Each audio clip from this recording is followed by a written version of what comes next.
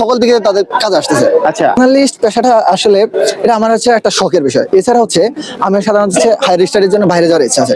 তো দেখা যায় কি বাংলাদেশের যারা সাংবাদিক থাকে, যারা আমি একটা ইন্টারন্যাশনাল রিপোর্ট করবো, তো তখন তার ইচ্ছা করলে বাংলাদেশ আমেরিকার কোনো সাংবাদিক এখান থেকে পাঠাতে পারে না। কিন্তু যখন ওখানকার যারা যারা স্টুডেন্ট, তারা দেখা যায় ওই রাষ্ট্রের বাংলাদেশের প্রতিনিধি হিসেবে সাংবাদিকতা করে। তো আমার যখন আমি বাইরে যাবো, তখন যদি আমি তুর্কিতে যাই, তখন হচ্ছে আনাদুল এজেন্সি, টিআরটি ওয়ার্ল্ড, তাদের হয়ে কাজ করতে পারবো। বাংলাদেশেরও এখানকার যারা সময় যমুনা, তাদের হয়ে আমি ওখানে কাজ করতে পারবো। এই যে একটা সুযোগ থাকে। তাছাড়া হচ্ছে সাংবাদিক পেশাটা ফার্স্ট টাইম হিসেবে করা যায়। যেমন হচ্ছে আমরা যখন দেখতে পাই হচ্ছে আমি 5টা নিউজ করব, তো 5টা নিউজ অনুযায়ী হচ্ছে মাসিক আমাকে একটা টাকা দিতে পারে, অথবা হচ্ছে যে পার নিউজের টাকা দেওয়ার ব্যবস্থা থাকে।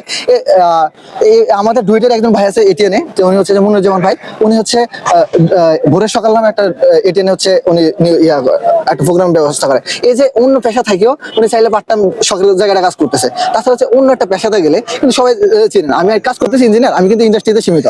যখন আমি সাংবাদিকতা করি, তখন কিন্তু আমার কাজটা কিন্তু সবাই দেখছে, সবাই আমাকে বলতেছে আপনাকে তো আজকে দেখলাম, বা আপনার একটা উপস্থাপনাটা খুব ভালো, এটা কিন্তু একটা ভালো লাগে কাজ করে।